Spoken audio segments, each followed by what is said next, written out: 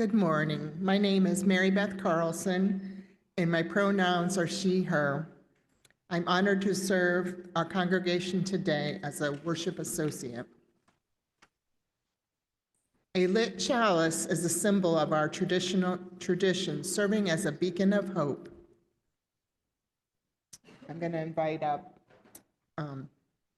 this boy on your name, Patrick, to light our chalice today. As we light our chalice in the sanctuary, I invite those on Zoom to light a chalice or a candle and to type in the location in the chat. Our chalice lighting and opening words today are adapted from Dolly Parton's song, Light of a Clear Blue Morning. It's been a long, dark night, and we've been waiting for the morning. It's been a long, hard fight, but we see a brand new day a-dawning. We've been looking for the sunshine because we ain't seen it in so long. Everything's gonna be all right. It's gonna be okay. We can see the light of a clear blue morning. We can see the light of a clear blue day. New blue day as we gather now in worship.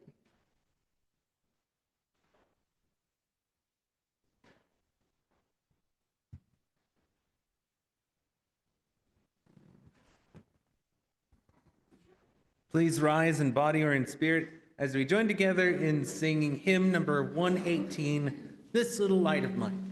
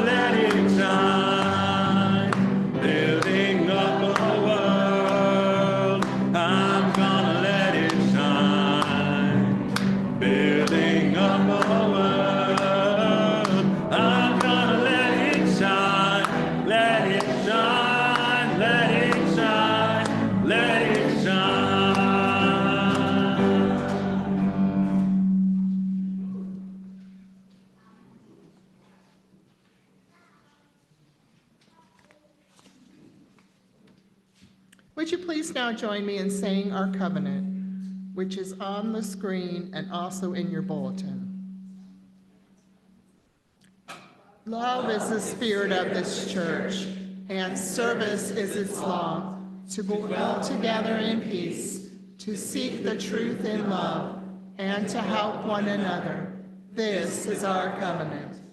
And now we're going to say our covenant in Spanish. El amor es espíritu de esta iglesia, y el servicio es su ley. Vivir juntos en paz, buscar la verdad en el amor, y ayudarnos unos a los otros. Este es nuestro pacto. Please be seated. Our congregation is a lively community with many opportunities to participate. Here are a few announcements for today, but please check your order of service for more. Next Sunday, January 19th, please plan to stay for the congregational meeting that will be after the service. All members of UUI are urged to prepare to vote to select members of our Ministerial Search Committee. Please be sure to review the statements and photos of the candidates. Check your January 5th and 9th UUI emails. There's a QR code that's in your bulletin today. It's also on the pulpit. It's that important. And there are paper copies in the social hall as well. Please plan to fill out your ballot either in person on January 19th or by absentee ballot. Questions can be directed to the board officers, Sharon Crust, Holly Hendrickson, or any UUI board member. If you are an RE or nursery volunteer, we have quite a few open slots in the calendar right now. Several of our intrepid RE volunteers are currently teaching OWL, so we need everyone's support to keep our regular programs going strong. If each volunteer signs up for one slot per month, the calendar will be full. Please take some time today to add yourself to the roster. Let Sarah know if you need your personal sign-up link for the RE calendar resent. At 12:30 today, there will be an information session for anyone who is interested in K-1 OWL but hasn't signed up yet. The meeting is on the second floor of the RE building in the first room on the right. K-1 OWL is geared towards ages 5 through 7. Orientation is on January 26th, and spaces in this class are limited, so come get your questions answered today. And now, Mariah Arkins has a good trouble update for us.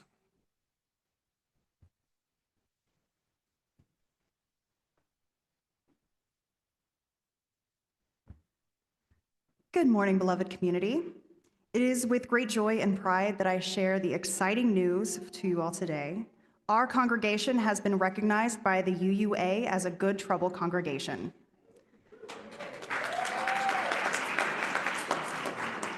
This honor highlights our ongoing commitment to standing up for justice, amplifying voices that need to be heard, and working tirelessly to make the world a better place for all.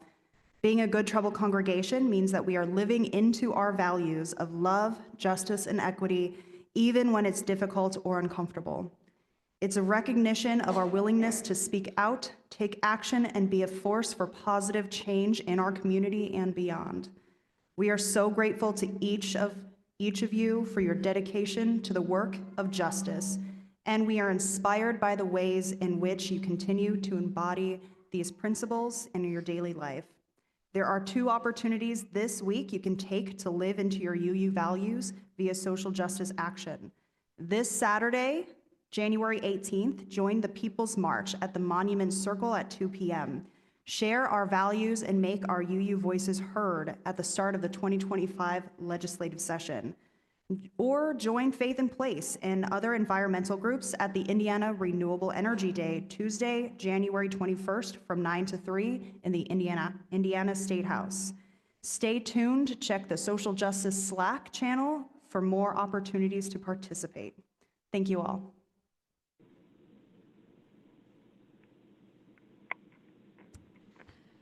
Let us enter now into the time and the service where we share the joys and sorrows of our lives with one another so that they may be held in community.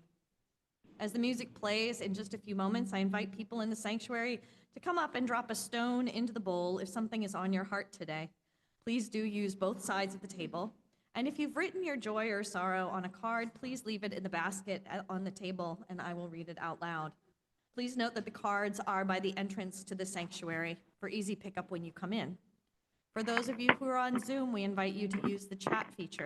Please put in all caps either joy or sorrow, plus your name and pronouns at the beginning of what you are sharing if you would like me to read it aloud here in the sanctuary. You can also symbolically drop a stone into the bowl by typing drop stone or just DS into the chat.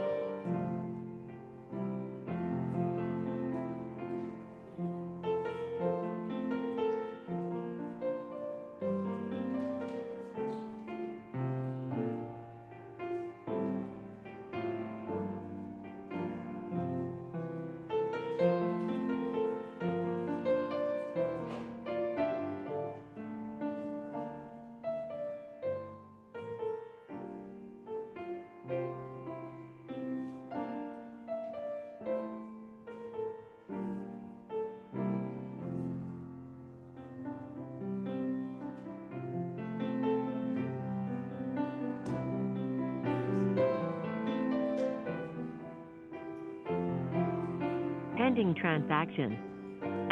Main menu for recent transactions, or to search for a transaction, press 1.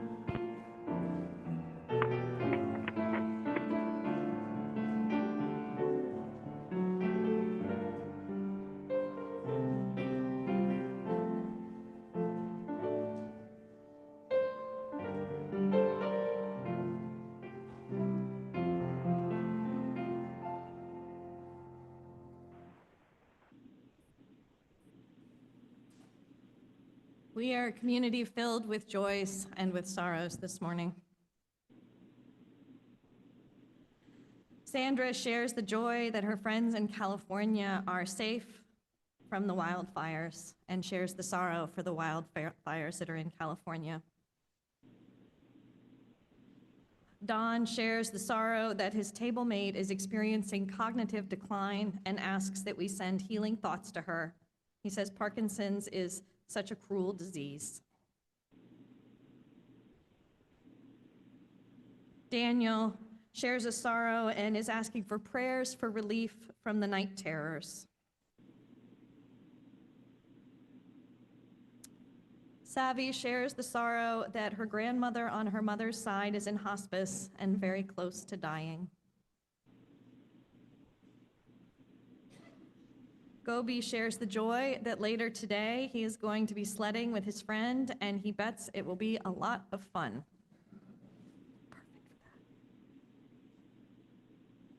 The Lindas share the sorrow that their son-in-law Lincoln passed away earlier this week. They ask for prayers for his wife Jill and daughter Myra.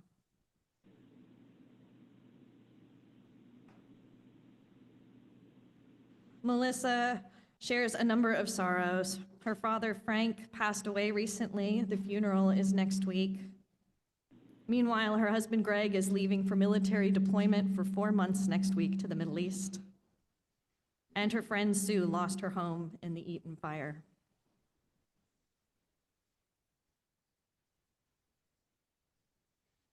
Piero shares the joy. For Maria's birthday, he offers his praise. He says, "Your passion, your kindness still dazzle and blaze. Maria, my love, you're the gift that I see, and I cherish each moment you're walking with me."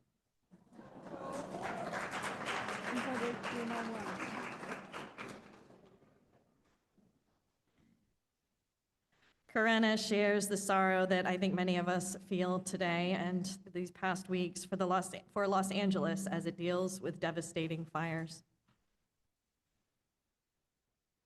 Jim shares the joy. After nearly a year, he is so grateful to be a part of UUI.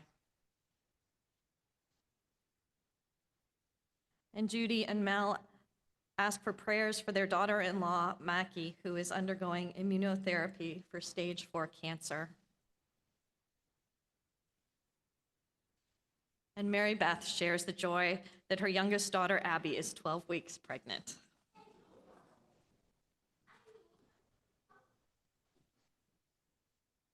Though they may not be shared today, we know there are many more joys and sorrows that remain in our hearts and on our minds. Let us pause now for a moment of meditation on this poem by Mary Oliver. When I am among the trees, especially the willows and the honey locust, equally the beech and the oaks and the pines, they give off such hints of gladness. I would almost say that they save me, and daily. I am so distant from the hope of myself in which I have goodness and discernment, and never hurry through the world, but walk slowly and bow often. Around me, the trees stir in their leaves and call out, "Stay a while." The light flows from their branches, and they call again. It's simple, they say. All you have to come into the world to do is this, to go easy, to be filled with light, and to shine. Blessed be, and amen.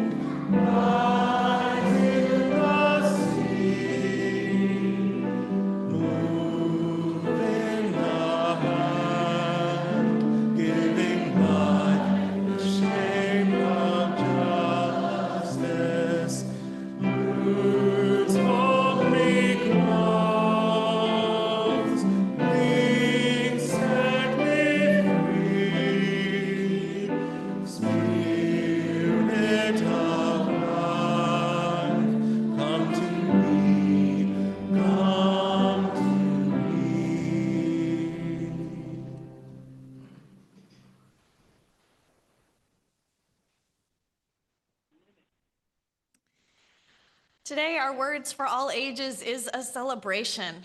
It's a celebration of the new members that have joined UUI in the past few weeks. Human beings have gathered for centuries seeking higher purpose and deeper life than we can find alone. We join in religious communities to formalize this gathering, to cast our lots with one another, to form a deep community united in purpose. People join Unitarian Universalist congregations for a whole lot of reasons, in part because it is a place that tells us that we are lovable and that we are loved, that we are enough just as we are. Some of us join Unitarian Universalist churches because we want to support it as it stands against superstition and fear, or because it's open to all who share our values regardless of your theology, your race or gender, how you worship, or who you love.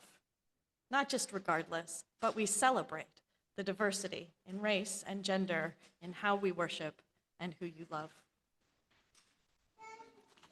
The relationships that we form here at UUI are based on our primal need to join, to commit. These are needs that render us vulnerable, and therefore we become reliant on one another's grace, goodness, and generosity of spirit. In this spirit, we welcome our new members today. I'd like to invite Ellen Burge, our chair of the Welcome and Membership Committee, to assist me with our new member ceremony.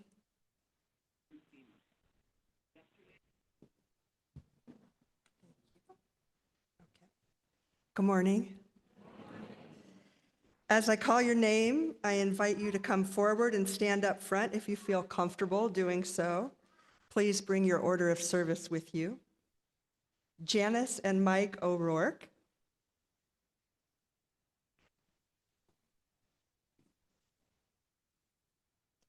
Annalena Ackerley. Jocelyn Howes.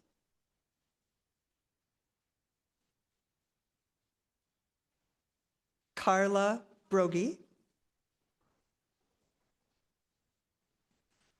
Laura Yates. Sarah and Mike Batista. Ted Grain. Dustin McCreary and Brittany Fukushima.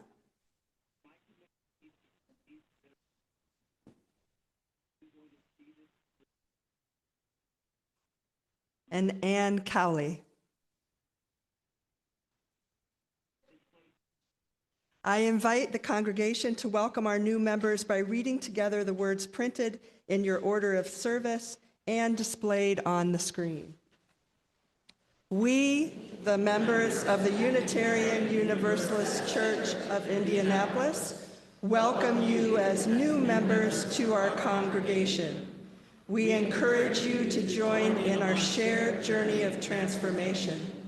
We will endeavor to be guided by the Spirit of love in all our words and actions. We include you now as we continue to support the programs and ideals that bind us together in spirit and community. And now our new members respond. We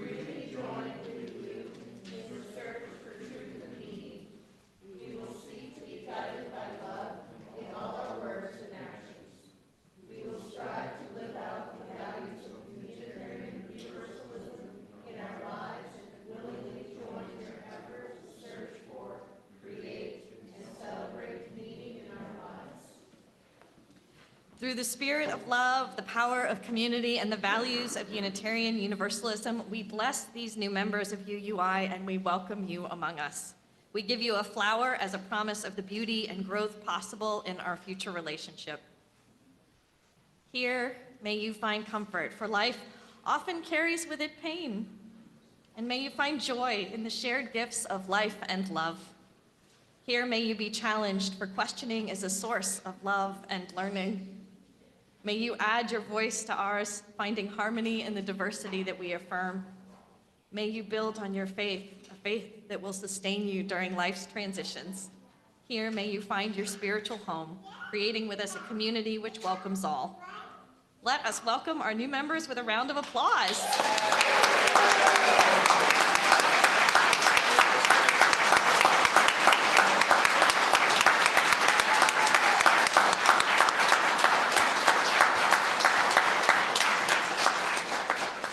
And now let us sing our children to their RE programs.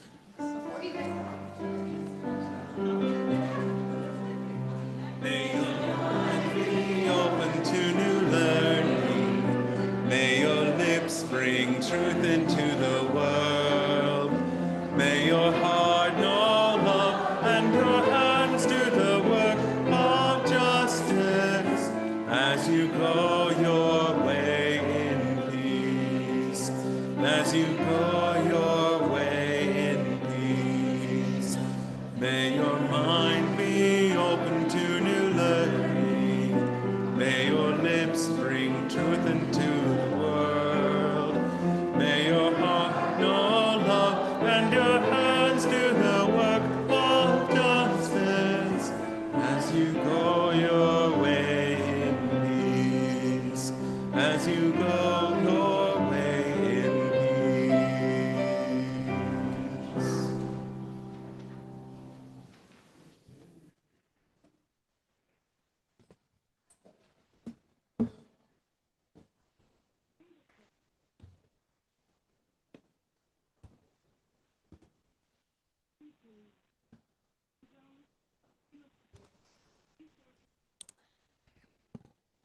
So as I have shared before, I used to play roller derby. Yes, on roller skates. Yes, slamming into other people. And yes, I loved it. It taught me so much and is a great metaphor through which to examine various theological, psychological, and sociological issues and concepts. Concepts like resilience. Now, I promise not all of my upcoming sermons will be about roller derby, but this one is. I remember my very first roller derby practice. We strapped on our safety gear, knee pads, elbow pads, wrist guards. We put on our helmets, inserted our mouth guards, and hit the track. A few days earlier, I had gone to a nearby roller rink to see if I still remembered how to skate after 20 years. To my delight, my body remembered how to propel itself forward and even managed some very basic, clumsy turns. As I watched some of the other skaters in my boot camp pinwheel their arms and land on their butts, not a good place to land, I felt pretty pleased with myself. That is, until our coach announced that the first thing we were going to do was learn how to fall. Of course, I knew I needed to learn how to fall. Everyone falls in roller derby, but I didn't expect to start with it. In hindsight, though, it makes perfect sense. In order to not fear falling and to learn how to fall safely, we have to learn how to trust our pads, and that takes practice. So that's where we began, learning how to fall and, more importantly, learning how to get back up. On that first day, I was scared. I did not trust my safety gear. I was convinced that it would hurt, but I wanted to play roller derby, and so I fell. And it didn't hurt, and so I got back up and fell again, and again, and again, until at the end of practice, my muscles screamed and I could barely get up after that last fall. Now, there are several types of falls in roller derby, each with a specific purpose. Sometimes you're only slightly off balance, and so you could do a quick single knee fall. This fall is like a lunge, where one knee hits the ground before you pop right back up again. Then there's a double knee fall, where both your knees hit the ground, but your body stays upright. To get back up, you have to push off with one skate without using your hands, and it's a real test of quad strength. But the fall that I became most familiar with is called the 4-point or ball fall. In this one, both your knees and then both your wrists hit the ground. And though it looks like in practice you might be about to give a kid an elephant ride, in a real game, it's much, much messier. The key is to keep your limbs close to your core in order to avoid tripping other people or getting run over. Getting back up from a 4-point fall requires solid core strength and a lot of leg power. I'm reminded of a quote from the movie Batman Begins. Bruce Wayne is lamenting his failure to save Gotham, and Alfred, his butler, reminds him, "Why do we fall, sir? So that we can learn to pick ourselves back up." We start with falling in roller derby because falling is inevitable. Everyone falls, especially when you're new. We have to make sure that people know how to fall safely, keeping fingers from being run over, avoiding pileups, and steering clear of injuries. And just as importantly, we have to learn how to get back up. And we learn lots of ways to fall and get back up because we never know which one we're going to need to use in context. And so it is in life as well. Falling is inevitable. We may fall when we fail at something, and we know failure is inevitable, especially when we're trying new things. We may fall when things just don't go our way, or when we're hit again and again and again and simply can't stay on our feet anymore. That too is a fact of life we all experience at some point. The question isn't what we do if we fall, but what do we do when we fall? Do we know how to fall safely, or do we risk life and limb? Do we get back up, or do we stay down? Have we become so accustomed to falling that we know just how to pick ourselves up, dust ourselves off, and get back at it again? One of my teammates was the master of this. It wasn't that she never fell. On the contrary, she went down a lot. She was a weeble that wobbled all the time. But she had this incredible ability to pop right back up again, like some sort of psychotic Jack in the Box. It was crazy. Just when you thought she was down for the count, she was back up and ready to go. Watching her was inspiring. She was living the 90s anthem from Chumbawamba. I get knocked down, but I get up again. You're never gonna keep me down. This is resilience, getting knocked down and then getting back up again and again and again. In roller derby and in life, we get knocked down by failures, by mistakes, by external hits or internal hits. We get knocked down when we hurt those we love or by being hurt by those we love. We get knocked down through systems of oppression like racism, misogyny, patriarchy, homophobia, transphobia, and more. The real question is, what do we do next? Do we stay down? Sometimes we do stay down. If we've broken something or it's just too much, yeah, part of resilience is knowing when not to get back up immediately. But usually, whether it's right away or after a period of healing, we do rise again.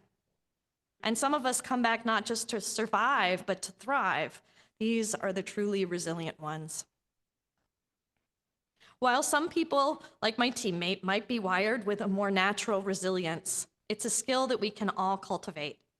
With practice and with preparation, we can learn how to bounce back more easily. And I think these are essential skills, especially today, as we face a political situation that is already throwing crisis after crisis after crisis at us.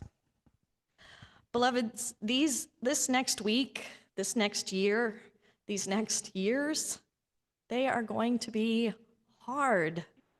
We need to learn how to get back up when we find ourselves on the ground and how to tap out when we need a break.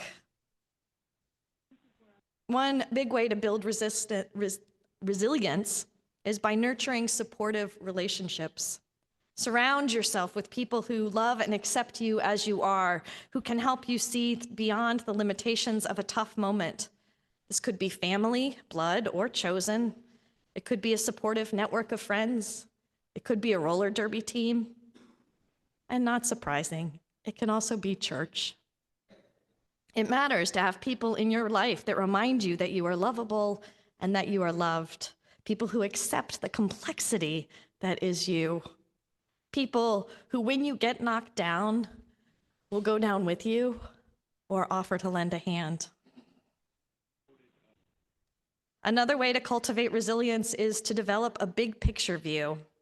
We can recognize that falling may be a part of life, but that doesn't mean that it defines us or that we're always down.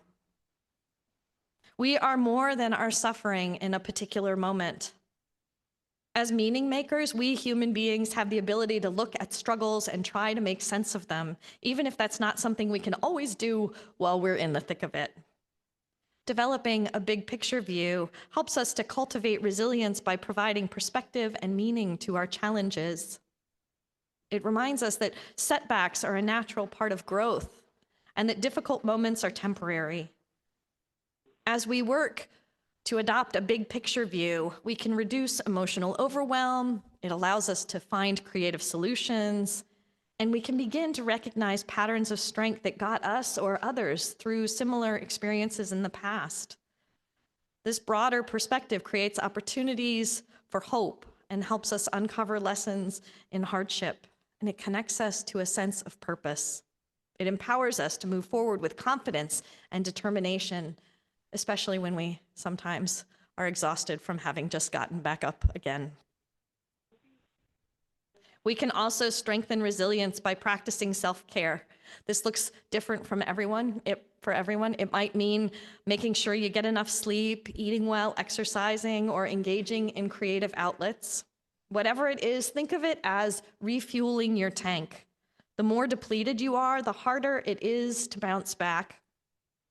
In her essay collection, A Burst of Light, Black lesbian feminist activist and poet Audre Lorde famously wrote, "Caring for myself is not self-indulgence, it is self-preservation, and that is an act of political warfare."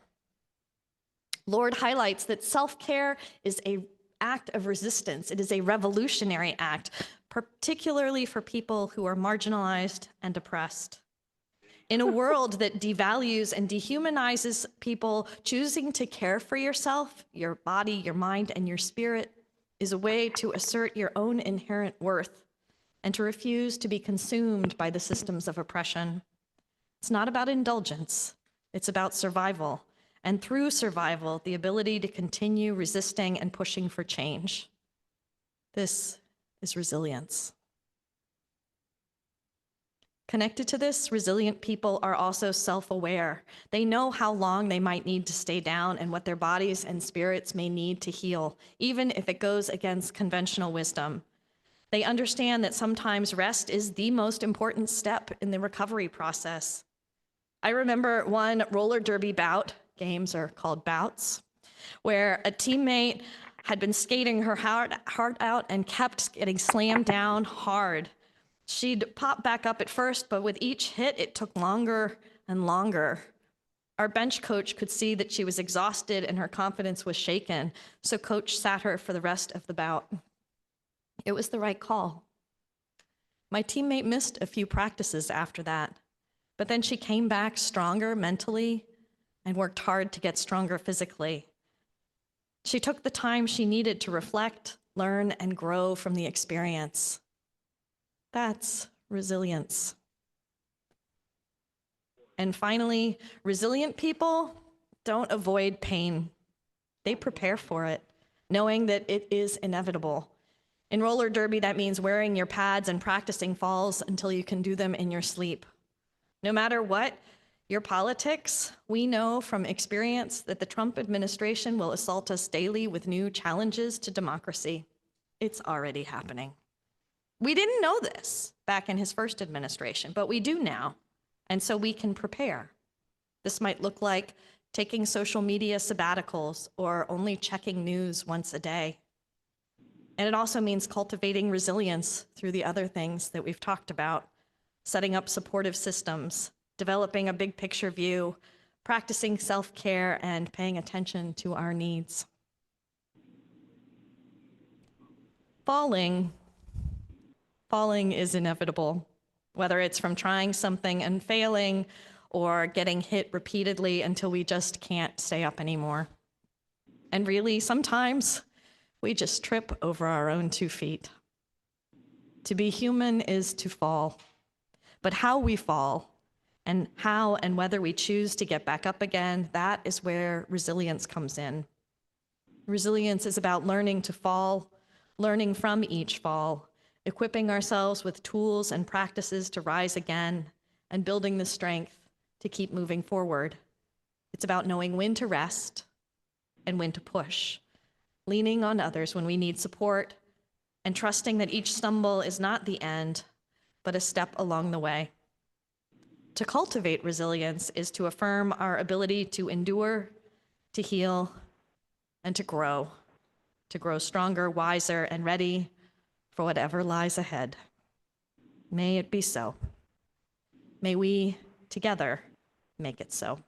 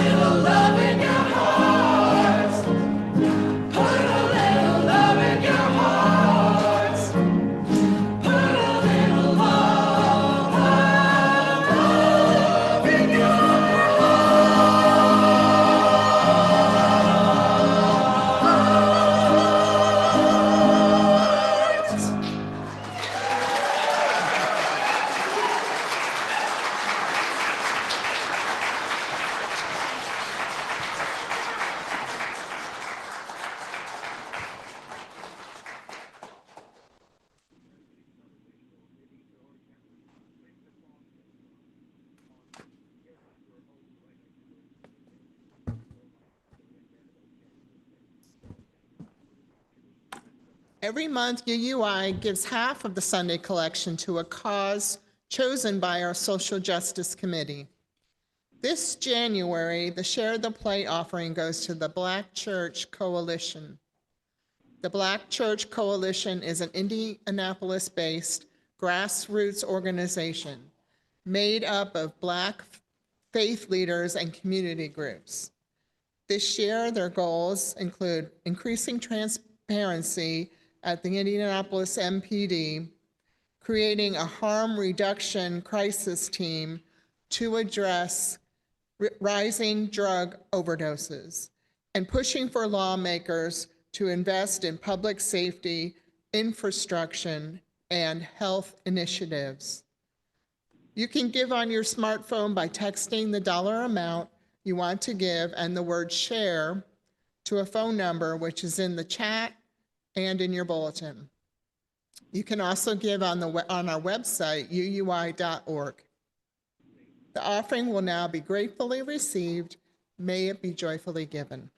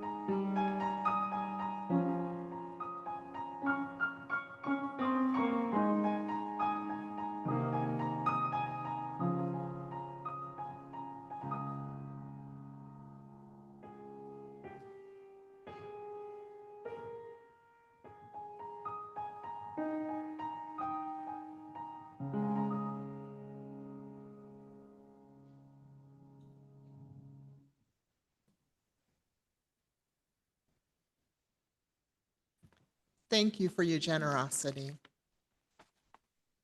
Our closing words today are by Kimberly Ann Tomczak Carlson. I'm going to ask you to please stand if you are able, and then you can just remain standing for the closing At hymn. the Fitz party, we could get those big rolls of numbered tickets where you tear off half. It's a five. And Hello? it's called Roots of Resilience. Feel the gravity of the earth holding you in place.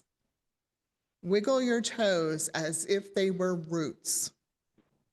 Roots connect you to the earth, lending you strength.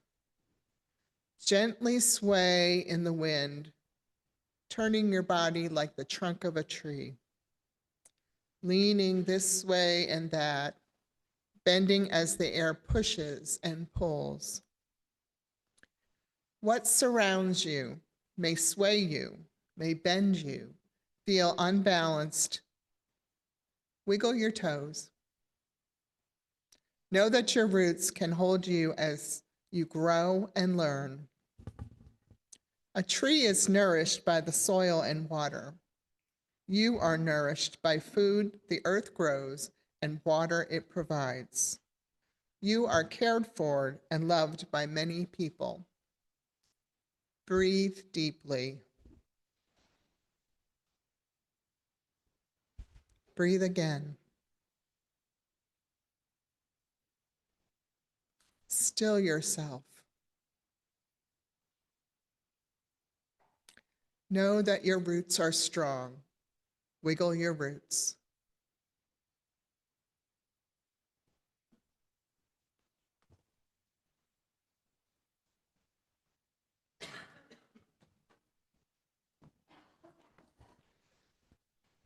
Please rise in body or in spirit as we join together in singing hymn number 168, One More Step.